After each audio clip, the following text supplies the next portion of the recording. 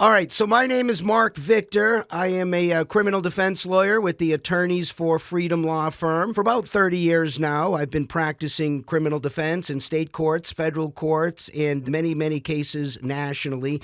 And today I have the real honor and privilege to have Massad Ayoob today for a short discussion. I think that this was prompted because Massad put up a video that talked about his opinions regarding things that he recommends people say to the police after a shooting. We may have some differences on that point. I don't know. So, Massad, why don't you introduce yourself, and if there's anything you want to say as well, and then we can get into figuring out if we agree or disagree here. Well, Mark, I think we agree more than we disagree, and more than some of the listeners who've seen both might realize. My name is Massad Ayoob. I teach use of force with emphasis on use of deadly force. Firearms instructor and deadly force instructor for police since 1972 and for private citizens since 1981. Expert witness in the field since 1979. Did 19 years as chair of the Firearms Deadly Force Committee for American Society of Law Enforcement Trainers. Similar period on the Board of Advisors for International Law Enforcement Educators and Trainers Association. Have served since its inception on the advisory board with Armed Citizens Legal Defense Network, and did a couple of years as co-vice chair of the Forensic Evidence Committee for the National Association of Criminal Defense Lawyers. So let me start by saying that I've been watching your videos for literally decades now, and I've enjoyed them. I like what you say about use of force. I think that the two of us see mostly eye to eye. I think both of us offer very conservative type of advice. I've been advising people, look, if you can avoid getting into a shoot, or even better, pulling your firearm at all, this is the best advice: to be aware of your surroundings and to avoid places maybe where you would be more likely to pull a firearm. And so I think we're mostly aligned, if not completely aligned, on those types of issues. If you want to say anything about that, you're certainly welcome to. I think, we're agreed. Yeah. Definitely better to avoid the problem in the first place, because sometimes the good guys don't always win. And even if you act appropriately, the justice system doesn't always get it right. So it's best to avoid the problem in the first place. I think to the extent we have any disagreements at all, it's this question of something has happened, there's an incident, the police have been called, or the police are on their way. I always give advice, and I have for literally decades now. And of course, as you know, my advice very consistent with the advice, I think, of every criminal defense lawyer who I've ever spoken to.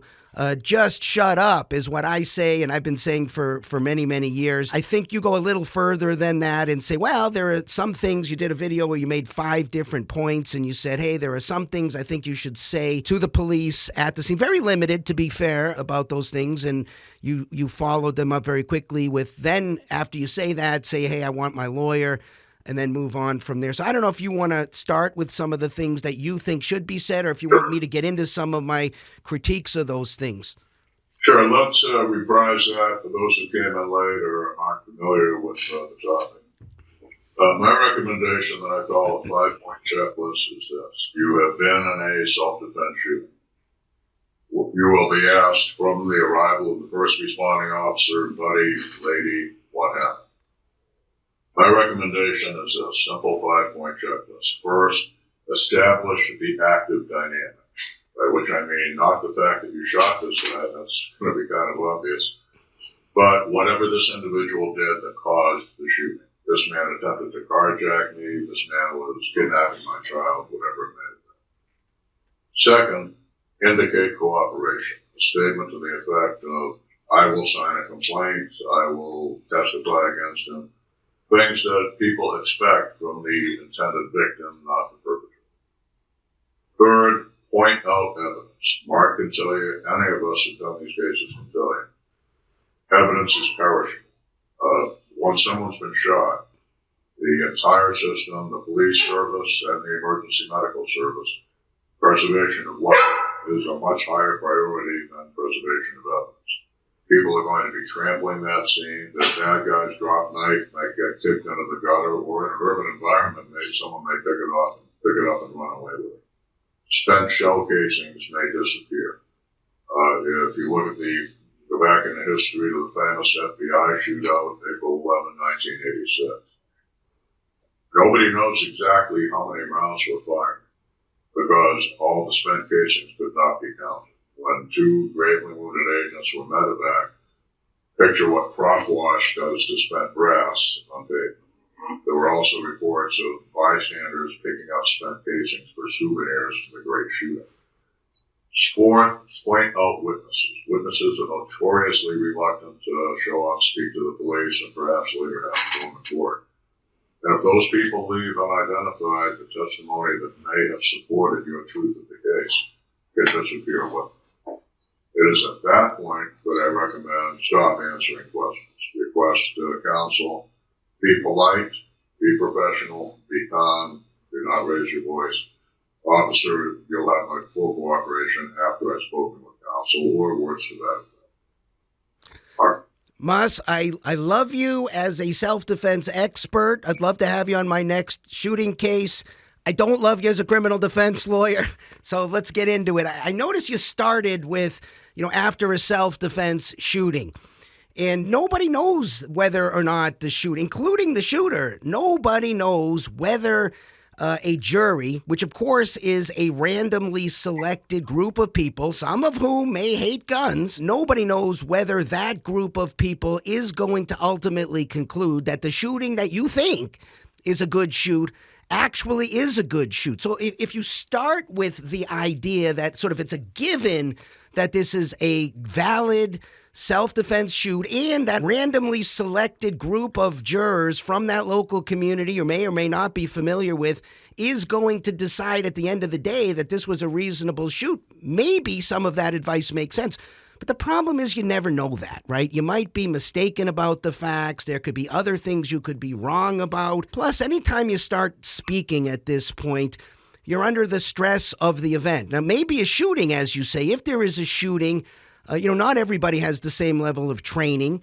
And as a general matter, I should say it's very hard to give general advice that applies to every situation, right? Because you may have a shooting.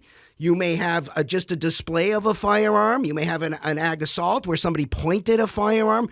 Maybe you didn't do any of that stuff at all, and it's a false allegation. We don't know what the facts are. But if it is a shooting, the actual stress of that, I have found in many cases, in fact, I've been doing gun cases for 30 years now. I've done a lot of everything from first-degree murder with the death penalty alleged at trial. I've done several of those all the way down to small little negligent discharge type cases. And I can tell you the number of cases that I have had in my office where I could have gotten a better result for the person, maybe even gotten them off completely, but for the fact that they opened their mouth and started speaking. Because remember, it's not just what you say, it's also what you didn't say, right? Because if you leave something out, that prosecutor who's now picked through the evidence, maybe a year or two later when you're going to trial, is going to say, I noticed you said this and that, but you left this or that out.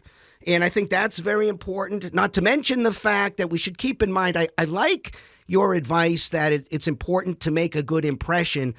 But the police officer's not the person who's making the charging decision. Yes, the police officer makes a recommendation to the prosecutor to charge the case or to present it to a grand jury, but ultimately it's that prosecutor. And I like the idea of presenting the case to the prosecutor later on, after we know all of the evidence, after we've reviewed everything, we know what the witnesses are going to say. Also, when you talk to that police officer, there may be a body cam there may not be. And I've had cases where people have given statements to police officers that actually would have helped the case, but the police officer wrote it down inaccurately. How do I know this? Well, fortunately, at least in one of these cases, I had a recording, and the police report that was written was different than the statement my client actually gave. And of course, the statement was the worst statement in the case. So I worry about that. These are cops. Good cops can make mistakes. There are also bad cops out there. I think it's a very small percentage of police officers who have bad ideas, but there are police officers who don't think citizens should have firearms. You may get an officer who's looking to get somebody in trouble because they had a gun. There are lying police officers. We have people in prison. You don't know who you're dealing with. I don't like the idea of speaking to that officer at the scene. Plus, when you make a statement, you limit my opportunity to present a different legal theory, right? You might say I was in fear for my life. Maybe it's a better theory to say the person shot because they were trying to protect a third party. There may be another theory. Here in Arizona, we have 13411, which is I fired for the crime prevention statute. I fired to imminently stop another person from committing one of the listed crimes. But if you open your mouth and you say, hey, this is the reason I shot, maybe that wasn't the best legal theory. You just locked me into that legal theory. Plus, you recommend saying, look, let me talk to my lawyer. I'll cooperate after that. What if the lawyer says, hell no, we won't cooperate? I think that leaves a problem at the trial, right? Because that police officer is going to be able to get up on the stand and say, the defendant specifically told me he was following Massad's advice. He said, I will cooperate after I speak to my lawyer. And then the lawyer said, hell no, we're not going to cooperate. And then the police officer is asked the question, was there any further statement by the defendant? No, there wasn't. That probably comes in under those circumstances, leaving the jury with an inference that the lawyer said, hell no, we're not going to say anything, and probably because the person is guilty. All of that worries me. I sometimes like to spring surprises on the prosecutor at trial. Maybe I want them to hear about my legal theory for the first time when the defendant takes the stand at trial. I don't like surprises sprung on me at trial, but I damn sure like springing them on the prosecutor at trial. And so all of that makes me very concerned. And of course, as we know, many of these shoots are bad shoots, right? And I know you're not as concerned about that because you are doing everything you can, I think in the best way possible, to make sure people don't get involved in bad shoots, but they do. And in those cases, I might say, I don't want the evidence preserved. Maybe the evidence shows you're actually guilty, and, better to have that round rolling down the street or the person on the city street to pick up the gun and walk away. Who knows what? I don't know. But it's very difficult to give general advice. I concede, by the way, that there could be a circumstance where it makes sense to say something to that police officer up front at the scene if you have the right person and the right facts and everything else is just fine. But I'm not going to give advice for that, very thin group of cases as a general matter. I think it's always safer to just keep your mouth shut.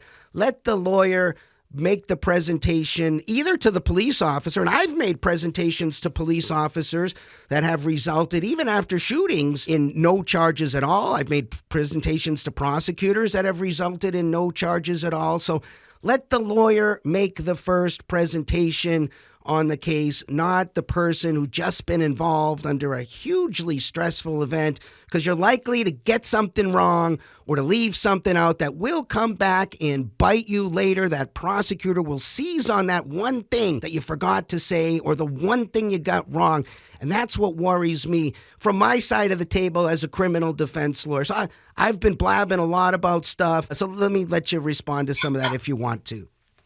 Of course, there's quite the laundry list there, so hopefully I can touch on each point. And if I leave anything out, jump in on it. First, as you said on your previous video, and as you said earlier here, my advice is geared for the good shoot, the person who fired righteously in self-defense. That has been clear from the beginning. The person in the bad shoot, there's very little I can do to help them, and that's not the type of case that I take. I turn down way more cases than I take, and before I take a case, I want to see complete discovery. That is, all the evidence that's available to the defense team that wants to retain me. And I tell them up front, if I don't think this is a good shoot, I'm not taking the case, and you should be planning to save your money. For the person who thinks it is a bad shoot, your advice is probably the best. The whole history of criminal defense bar saying, shut up. Or in the immortal words of the great judge Irving and law professor Irving Younger, shut up, shut up, shut up. Even better, yeah. Was the assumption that you were guilty, and if you have committed a crime, there's going to be nothing you can say that's going to mitigate that. Unless it's something that later will, turn into perjury if you've made a statement to that effect under oath. The reason I disagree with you about making the first impressions, I remember ladies, in one of the earlier videos, Mark, you said you want the defendant to make his first impression on the witness stand. That means we've gone to trial. And just the last year or so, I've done 2 cases where it took 4 years and in one case 5 years between the shooting and the trial. In either of those cases, we're seeing now, as I'm sure you are out there, I know I'm seeing it particularly here on the East Coast, where I work on the East Coast, a whole lot of judges who are simply not granting bond in murder cases. That would be 4 years in jail waiting for trial to make that first impression. 5 years. Half a decade of your life spent in jail when that impression could have been made earlier and set the stage for a different outcome. Chicago Tribune has recently done a story on someone who's been held for murder in the Cook County Jail for 6 years and does not yet have his trial scheduled.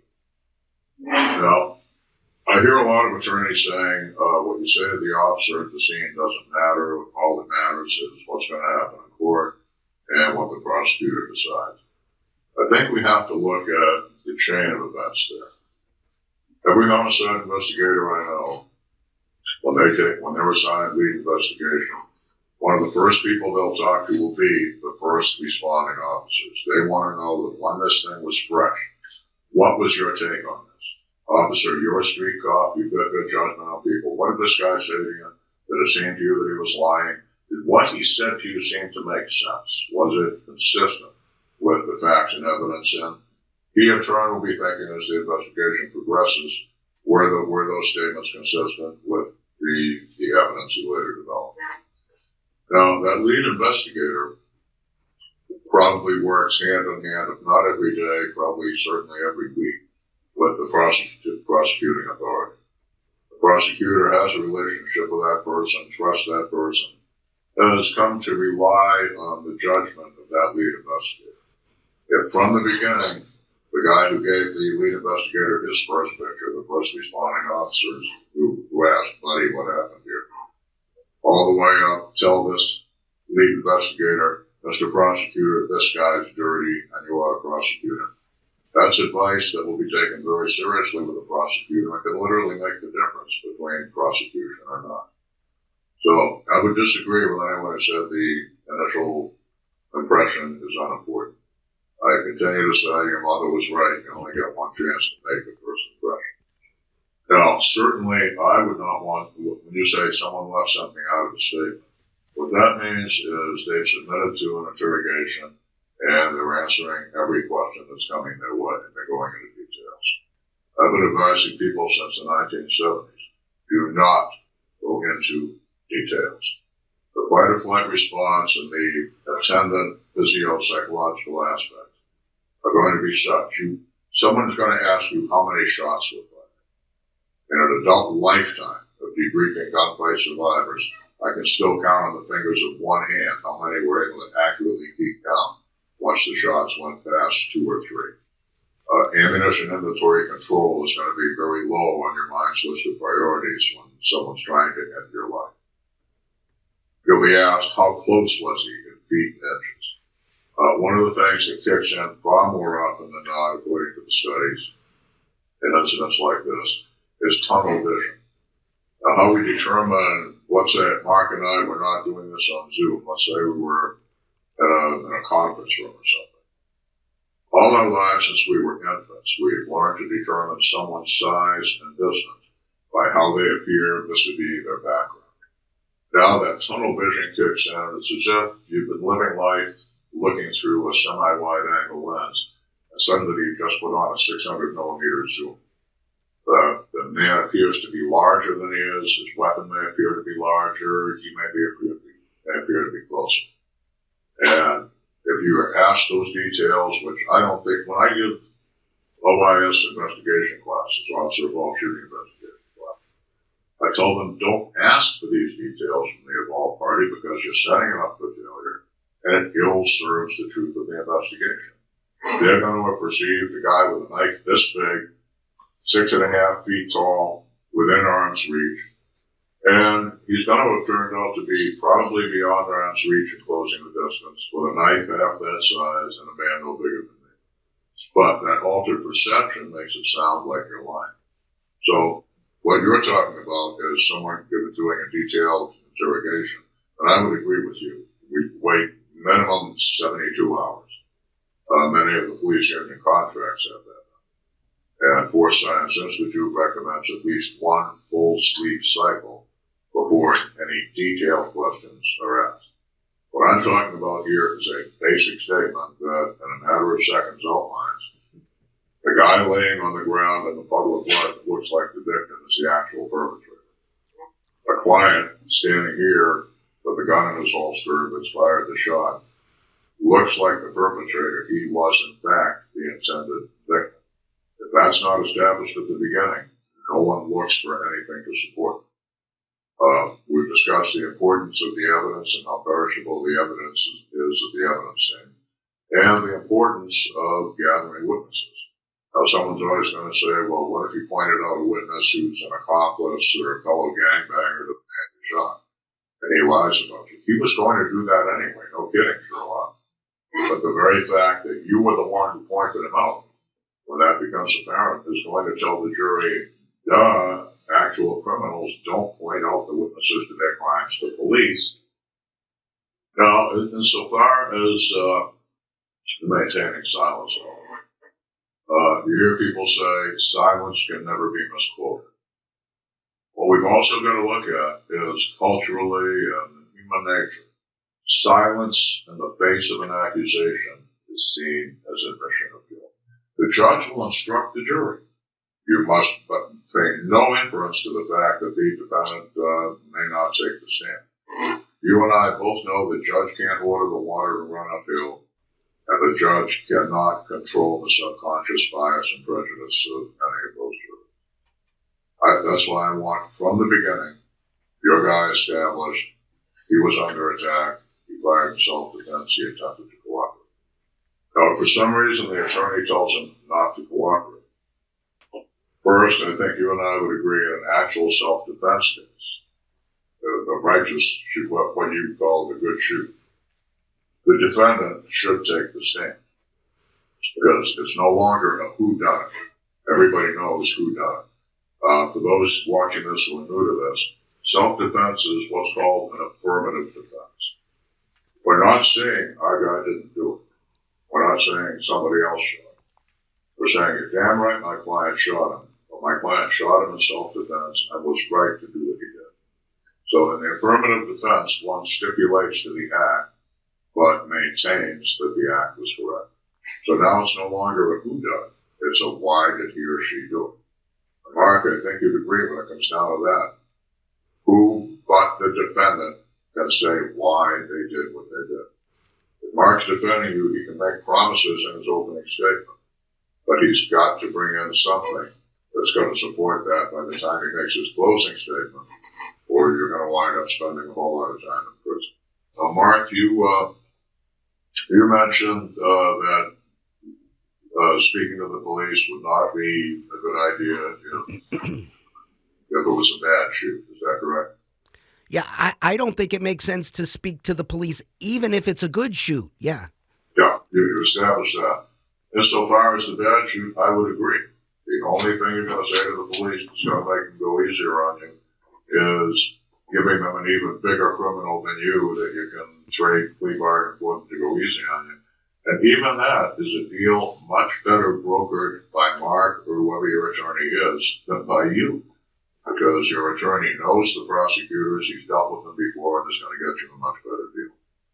So what I'm saying is, my advice is geared for the righteous self-defense shooter.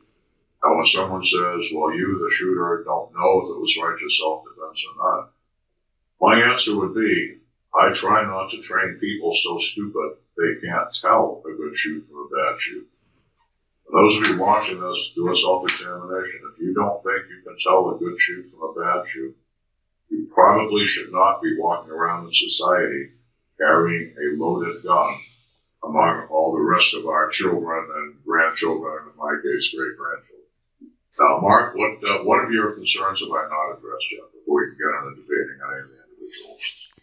Well, I think there's a lot to talk about. Many points you went over quickly. Things like, in a self-defense case, you definitely got to put the defendant on the stand. Maybe. It depends. Not everybody is comfortable testifying. Some people are very easily rattled and will say things imprecisely, forget details, get nervous. You may be able to establish this if you have a witness or two at the scene. Maybe one of those people can establish exactly what happened. Plus, remember the law is different in every state. Here in Arizona, the law's changed, and used to be that when I started practicing, we had to prove self-defense by a preponderance of the evidence. The law has now changed. It's changed in other places as well, where the state now has to prove beyond a reasonable doubt that self-defense did not occur. Much more favorable for the defendant to present a self-defense case, much less to present. You just have to make what we call a prima facie case. I noted at the beginning, Mas, that you said you review everything before you get involved in a case. You don't just take the statement of the person who says, yeah, it was a good shoot, and accept that as true. You review the statements, witness statements, what's the physical evidence. And the reason you do that is because we don't trust the statement of the person who was involved in the actual shoot. They could be wrong. You may have gone through all of the training in the world, but the shooting could happen at 2 o'clock in the morning in the dark. Maybe you've had a few drinks, you're home in bed. You may not have a very clear recollection of exactly what happened. You could be mistaken about facts. All kinds of things can come into play. You really may not know it's a good shoot. For the same reason that you like to review all of the evidence before you get involved in a case, is exactly the same reason I advise people not to make a decision about whether it's a good shoot at the scene and start blurting things out, which could still be false and erroneous and used against them and omit important things. It's still better to keep your mouth shut, even if you are very absolutely convinced it's a good shoot. And so, I think that we don't give the officers enough credit here. Just because you identified, hey, this is the person, I was in fear for my life, that's why I shot, or something like that. They're not going to accept that as an absolute truth. They know you're going to say that. They're going to look at the evidence. They're going to carefully review everything. I have definitely had cases where the person who has first called the police turned out to be the person who got charged. And I've had many cases where people who have kept their mouths shut, even after a shooting, did not get charged. And so it's very hard to give generic advice. And again, I get to talk to the police officers. Oftentimes, I have talked to the police officers right there at the scene. And so if a client calls me and we can establish a private attorney-client discussion, I'll say, look, what happened? Tell me what happened. They will tell me the facts. I will then present those facts right there at the scene to the investigating officer. I can tell the officer, look, the bad guy looks like this or that, or there are casings on the ground. Make sure you collect this or that. There's video at the house, whatever. I can definitely, as I have many times, spoken to a police officer there at the scene. And so I think it's, you make the point with the tunnel vision, and I agree with all of that. I think these are excellent observations. But it doesn't just apply to those types of facts. It applies to all facts. And so even these initial things that you say at the scene, if you say something wrong, right? Where did the guy come in the house? And you point, you say, right over there. Maybe you're pointing at the door, but the officer thinks you're pointing at the window or something like that. And now later on when you test... That's why you don't go into detail, Mark. And that's why I advise not going into detail. It's kind of hard to screw up. This guy broke into my house. It's kind of hard to screw up. This guy attacked me. Wait on the details, and I would agree with Mark on that, until after you've spoken with counsel and after you've had time to come down from it.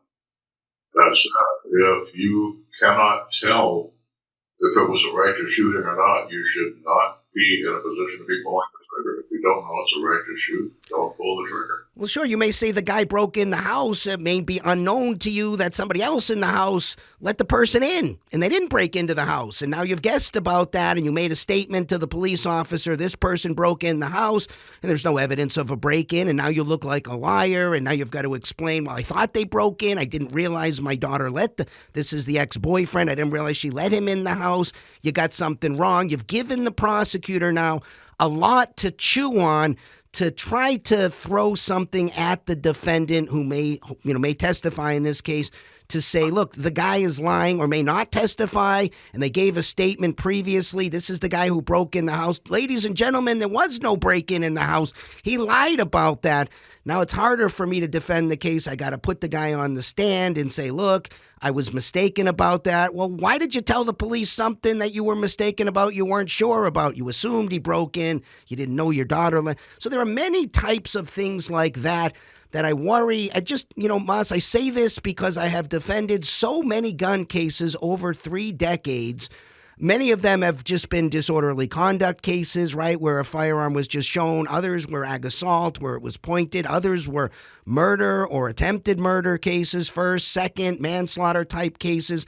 And so many times I find myself saying, if they had just shut up and not made this statement, and they all make statements thinking that those statements are going to help them. That's why they make the statements.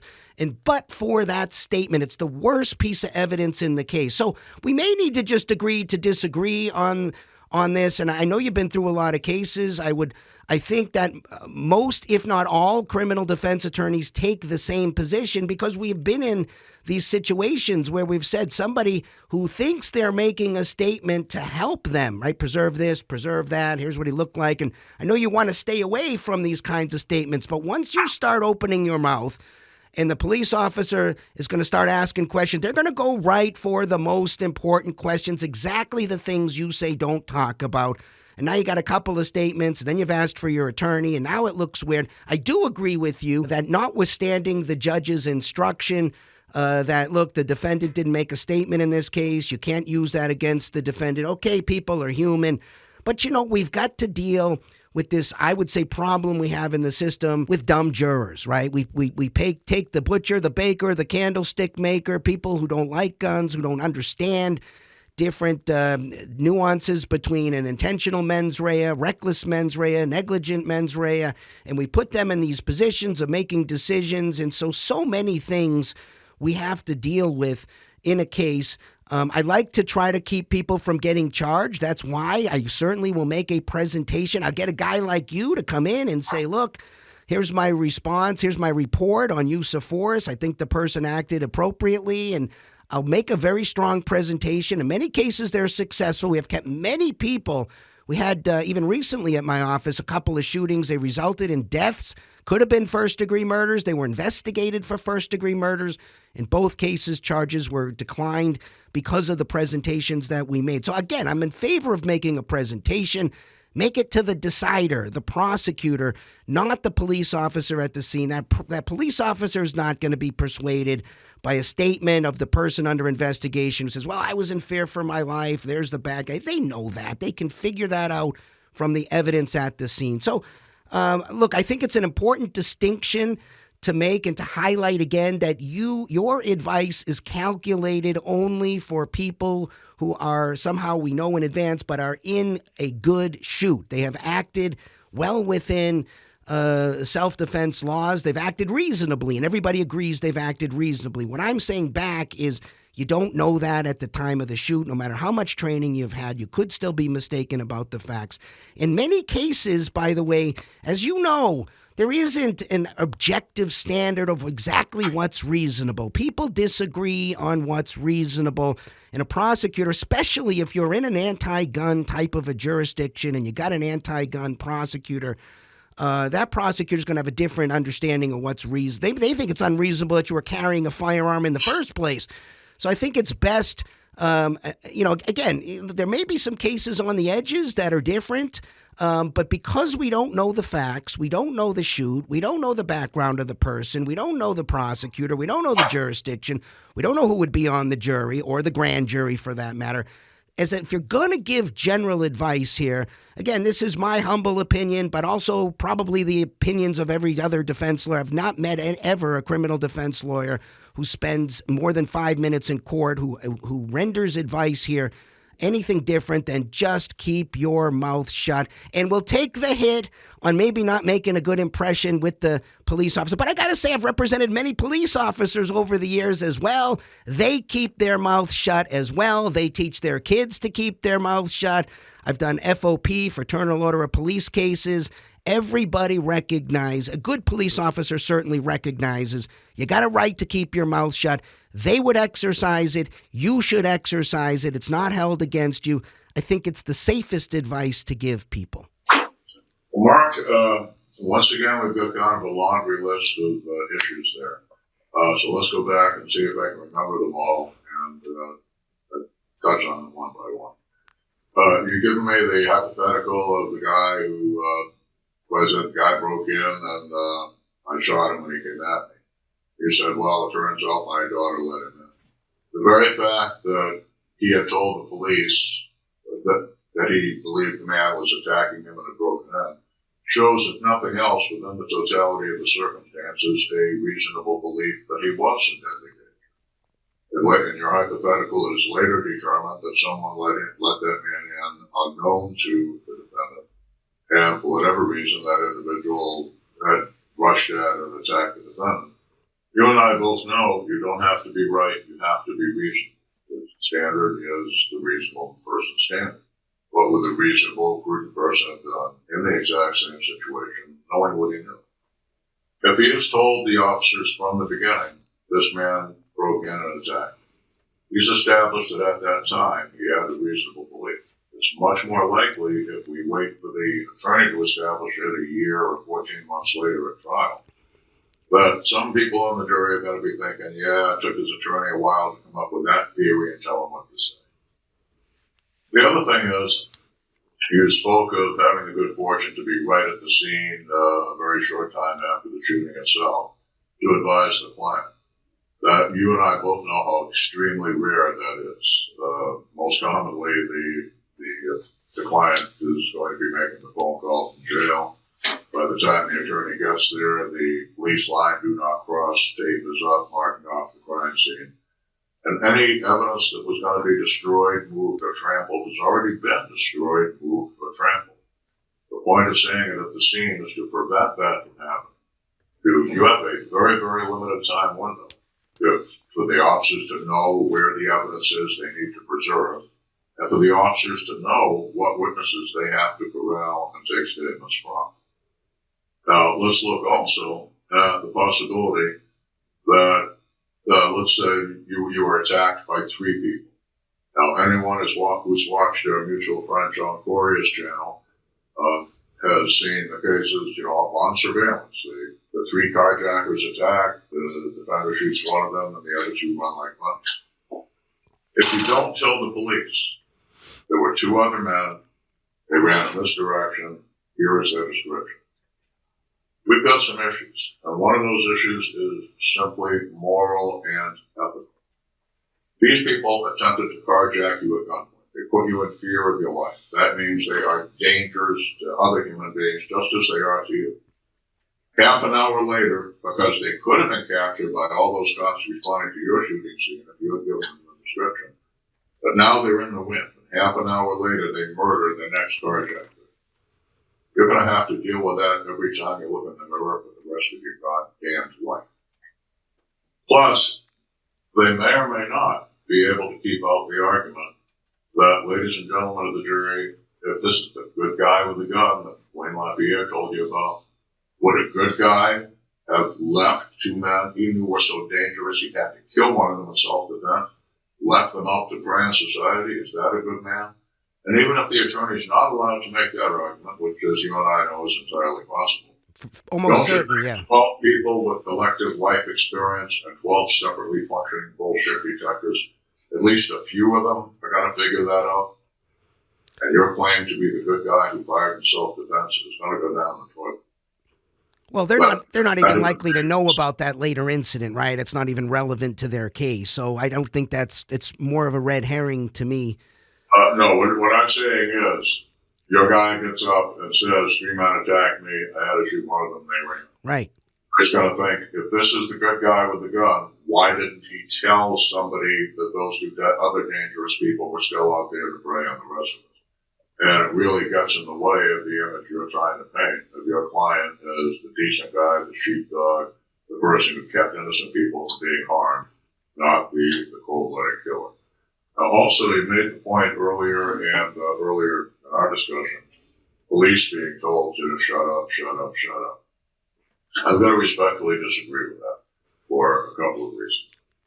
First off, I keep hearing the example that when you see an officer involved shooting on video, let's say body cam or dash cam video, you often have the first responding supervisor tells the officer who pulled the trigger, turn off your body cam, go sit in the car.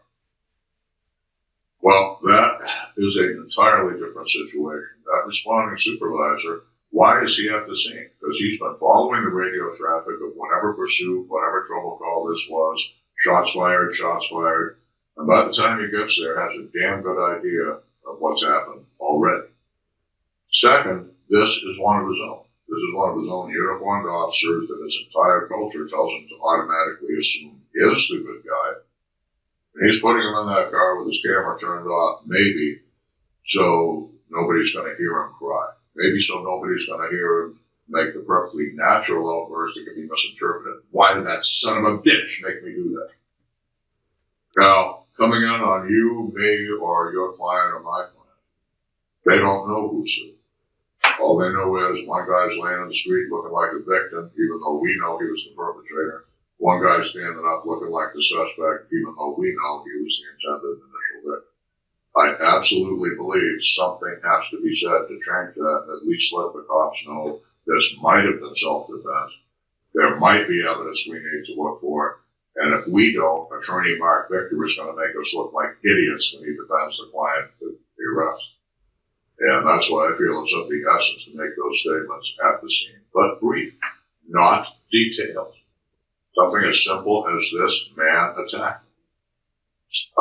I'll cooperate with the police. Now, if the attorney advises you not to. I have not yet, in 40-some years of doing this type of case, Mark, I've not yet seen a judge or a court punish a person for following his attorney's advice.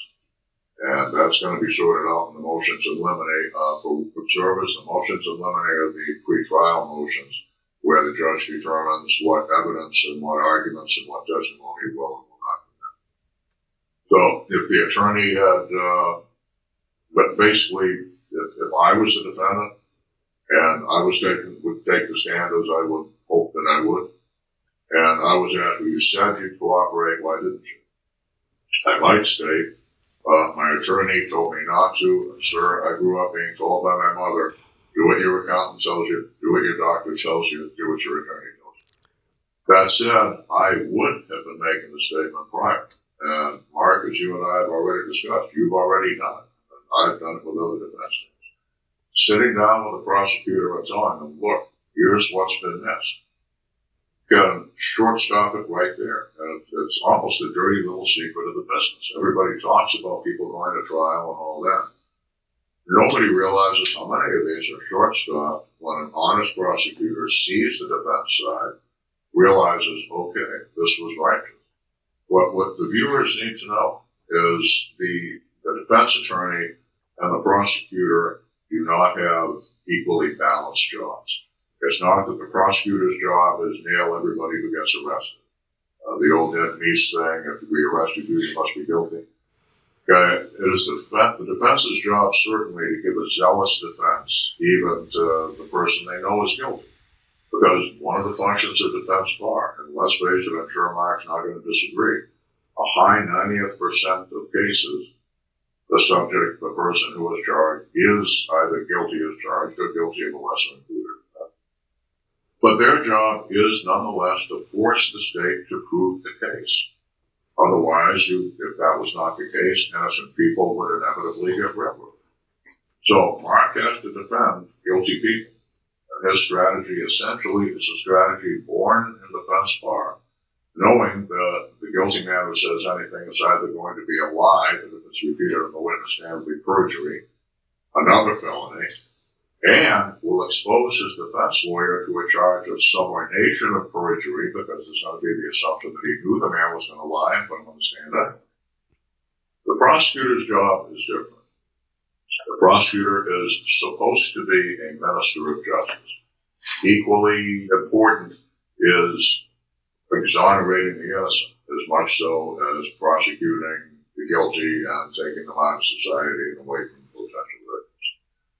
When a respected defense attorney sits down with an honest prosecutor, and most of them are, and they realize, okay, I was not given a full picture of this. And as I look at it now, and I sit here with the scales of justice in front of me, I'm not going to prosecute this case. That happens more than we realize. And let me give you one example from here at ACLDM a couple of years ago. The defendant had to shoot a man who had intruded into his home. When the cops got there, he followed the typical defense lawyer advice, say nothing. He was arrested. He was charged with murder. He spent a week behind bars before the attorney that ACLDM got for him sat down with the prosecutor and the defendant and said, here's what happened. Feel free to talk to my client. I'm right here. The charges were dismissed. The fascinating thing was, the lead investigator later told the defendant, you know, if you had just told me that at the scene, I never would have even arrested. Now, defense lawyers will always tell you that nobody ever talked their way out of being arrested. Any cop will tell you otherwise. If you give the cop information and the officer can confirm the information, your information is consistent with other evidence, why would the cop risk making a false arrest? The famous Never Talk to the Police video that I know you must have seen 100 times, Mark, yep. By Professor James Duane. Professor Duane, his lecture is followed by, if you see the whole thing, is followed by about 20 minutes with a very experienced police detective in Virginia who just passed his bar exam. He's about to retire from the department and start his new career as an attorney. And he gives the same advice. This guy talked to me and I hung him with it. That guy talked to me and I sent him up. During the questions and answers from the law students, because this was a lecture at a law school, you hear one of those young law students ask that detective, didn't you ever talk to anybody? And what they said made you decide not to arrest them? The detective says, yeah, of course. But that got lost in that whole sea of never talk to the police.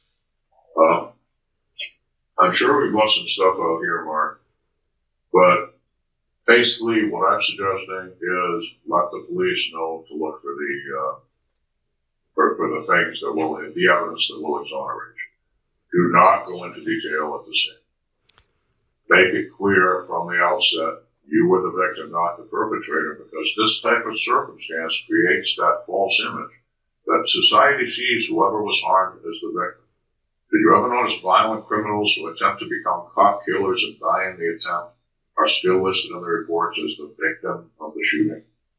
Okay, I don't think it should be that way. I'm sure Mark doesn't think it should be that way. But it's the way that it is. And the sooner we can establish the elements of, hey, here's the truth, here is what really happened, but not being foolish enough to attempt to go into detail at the worst possible time in your life to be recording that sort of minutiae mentally. I would totally agree with Mark. No details. If you're guilty, don't talk to the police. Mark, I've spent a lot of time with defense lawyers, as you know. I've talked to so many attorneys who in 20 years told me they had never once defended someone they thought was a truly innocent man, or what I call the Perry Mason type case. They exonerating the innocent, wrongfully accused. Yeah, I can say the only trials I have ever lost are cases where people have gone to trial against my advice. So, yeah, I mean, people should listen to their lawyers more, I think. I agree with you there. Look, guys, you want an attorney, not just a good criminal defense lawyer, but what I'm sure Mark Victor is also, a good practitioner of the affirmative defense. Mm-hmm. Someone who knows how to establish, how to get up there and say, yes, my client shot her, but she was absolutely justified, and we'll show you why. Right. If you take the advice that A lawyer who's done nothing but defend the rights of guilty men found was the best way to mitigate their guilt or get them good plea bargains and stuff. It is almost 180 degrees opposite the strategies that are needed in a self-defense case to prove that the person who fired in genuine self-defense did so in self-defense and should be totally exonerated. And the simple version and the short form of it is this. 40-some years of doing this has taught me if a guilty man's lawyer gives you a guilty man's defense strategy, you're going to end up with a guilty man's verdict. A lot of points, and we could probably go on forever. I would say, many of these self-defense cases, I find myself wondering if it's going to be a good shoot or not, because we don't know for sure what a jury is going to find reasonable. And if I can't tell, and you can't tell, how can the person tell at the scene? I think it's very difficult. I think the example you offered just now proves my point. The person who spent the 10 days in jail, kept their mouth shut, and was able to get the charge dismissed. Excellent.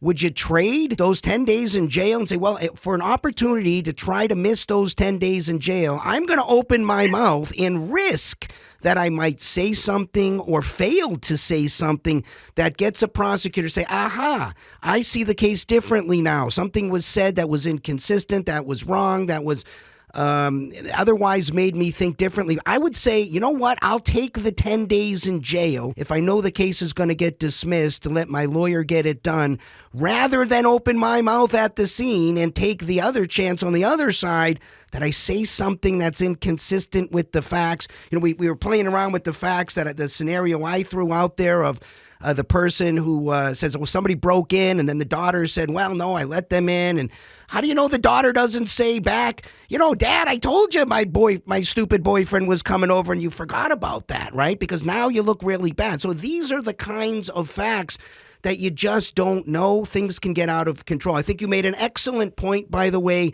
that it's not always the case that people have an attorney ready to go at the scene, right?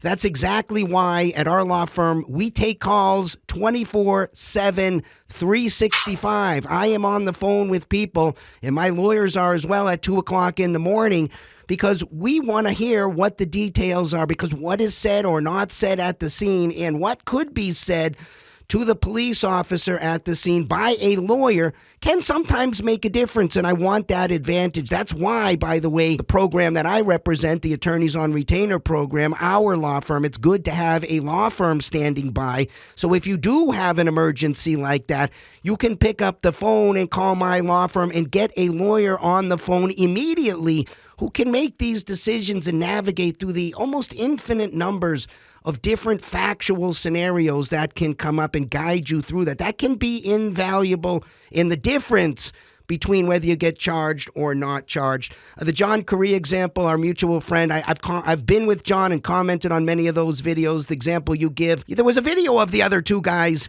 in that case. Another example of a time you didn't need to open your mouth. And of course, if there's no video and you say, well, there were two guys and they were there as well, sure, the cop may say, yeah, sure, right. Why not? Maybe there were 10 guys and they had knives and guns as well. They may take that as just making up a story. So what I'm saying is there are so many different factual iterations that can occur. We just can't predict. We're going to have to, I think, agree to disagree respectfully, because I certainly respect you and I respect the work you do, and I'd certainly like to use you as an expert witness in one of my cases if the opportunity arises. I just think that we each have our roles, and I think that legal advice should be the domain of the lawyers because, like we talked about, even the taking the stand decision, it involves more than just, do you have a good case for self-defense? Maybe they have priors in their background that are going to come in if the person takes the stand, and that mitigates against bringing the person up to the stand, because we don't want that jury to hear about those prior convictions, and that's the reason we keep somebody off the stand. So there can be many other factors. This is why, people sometimes say, I want a self-defense lawyer. Well, there is no such thing as a self-defense lawyer, right? There is much more to a criminal case, even a self-defense criminal case, than just a self-defense issue, right? There's picking the jury, there are suppression motions, there's working the prosecutor, there's discovery, there's all kinds of things that need to be resolved. It's a much bigger picture than just the very narrow question of whether or not a randomly selected members of the community will find what the person did overall to be reasonable. But anyways, it's a fun discussion, Mas, and it's really been my honor. I certainly want to give you the last word if there's anything that you want to say, but I want to say it's been an honor Sure. and a pleasure to talk to you about these issues. I think we could go on forever. I'd love to do it again. I'm always available to you if you want to have a chat about any particular self-defense case or use of force issues. There's lots to talk about. We didn't even get into the stand your ground stuff or the current state of the Supreme Court, which I feel pretty comfortable with right now as a Second Amendment guy. So lots and lots to talk about. It's from my end, it's been a real pleasure. Well, thank you, Mark. Again, neither Mark nor I are going to change each other's minds, and I think we both knew that before the dialogue began. Mark made the point that no attorney will recommend that you ought to speak to the police.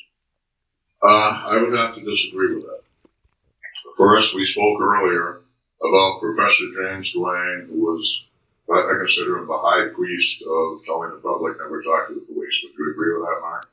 Well, he's very popular. I don't know how many cases he's tried. We have a lot of experts out there that don't go to court and don't represent people in court. They don't get their hands dirty. At our firm, we go to court almost every day. That's a different experience than just sort of commenting from the sideline. So I don't know that I would say that. I think, real world situations are different. This is why it's hard to give general advice that applies to every situation. So no, I don't think I would agree to that. But he certainly has a popular video. Okay, let me refer back to that. I'd suggest the listeners listen to that if they haven't already. Budget yourself an hour and a half. The lecture doesn't go that long, Professor Duane's famous lecture. But you'll want to take notes. And when you do, you'll notice almost every case he talks about where he says this guy talked to the police and he went to prison. The guy was good for it. The guy was guilty. If you're guilty, don't talk to the police. Talk to your criminal defense lawyer. It's the best shot you've got. Now, Professor Duane, some years later, I believe 2016, wrote a book called You Have the Right to Remain Innocent. He makes the point in that book that police do have an absolute right to ask you, what is your name and what are you doing here? And you are expected to answer that. My God, you just started talking to the police. How you'll have verbal diarrhea and But I'd like you to go to page 122 of that book, where he makes the statement that if you've been involved in something that can involve human injury or death, such as a car crash or a shooting, you should give a brief statement to the police. I'm an advocate of the very brief statement, as Mark established and recognized at the very beginning of this time. So is the Armed Citizens Legal Defense Network, which encompasses a great many attorneys with a great deal of experience in this type of case. So does USCCA, the U.S. Concealed Carry Association. I believe at one point they actually put it on the back of their membership cards, and they may still, I don't know. John West, the famous defense lawyer who was co-counsel with Mark O'Mara in the Zimmerman case, and is now lead defense for CCW SAFE, has publicly endorsed the limited statement. So is attorney Andrew Branca at lawofselfdefense.com, who focuses on nothing but self-defense cases. So there are attorneys. Also doesn't practice law, I think is fair to say, right? I mean, he's a commentator, not a practitioner. Andrew makes it clear he's not a trial lawyer. Well, what he is a consultant to trial lawyers. And I can tell you that's true because I've done one case where I was the testifying expert and he was the consulting expert. And his work turned out to be excellent, was very much appreciated by the defense team. But not nearly so much as it was appreciated by the defendant, who we saved from life without parole and won a complete acquittal. Basically, my advice is simple. Keep it simple. Establish from the beginning who's the victim and who's the perpetrator. Because these cases, it's very, very easy for the roles to be reversed. We live in a society where the most violent criminal shot in self-defense or police line of duty is still called the victim. If you have I hate to tell people be the victim. Hell, NRA has a course called Don't Be the Victim. There are only two roles open in the play, people. There's a role for the perpetrator and a role for the victim. Okay? You are the victim who survived, the victim who prevailed, and the sooner those who judge you find that out, the more likely you are to be vindicated for your righteous act. And Brother Mark, I'd like to thank you. You and I are both in the same business, protecting the innocent from both physical harm and wrongful accusation. And I'll look forward to seeing you or working with you in the future. Now, you're in Phoenix, right? Yes, I'm in Phoenix, but we do cases nationally, so hopefully we'll cross paths at some point here. Next September, we're having the Gun Rights Policy Conference in Phoenix, hosted by Second Amendment Foundation. And hopefully, Mark, you'll be there, and I'll see you there. Folks, by the way, it's absolutely free to attend, and it's 2 days of awesome information from the leading Second Amendment advocates who are fighting these cases in the highest courts in the land. Yeah, if they need a speaker out there, there are many things I'm happy to speak on, and I always will give a very interesting, if not very controversial, kind of presentation. So happy. We've noticed. Yes. All right, brother. Always a pleasure, and I appreciate you taking the time to have this discussion. I hope people got something out of it. People can make their own judgment. The best advice we do agree on: avoid the situation in the first place.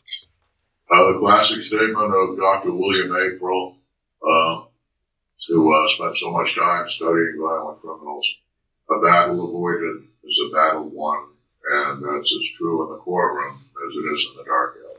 On that point, we're in total agreement, brother. Thank you. Take care of yourself. It was great chatting. I appreciate the opportunity, and have a wonderful week this week. Peace. Hey, guys, we're happy to do other discussions with Massad. If you're interested, put your comments in there, and we will do our best to make it happen. Everybody like and subscribe. Like and subscribe. Like and subscribe. Thank you. Peace.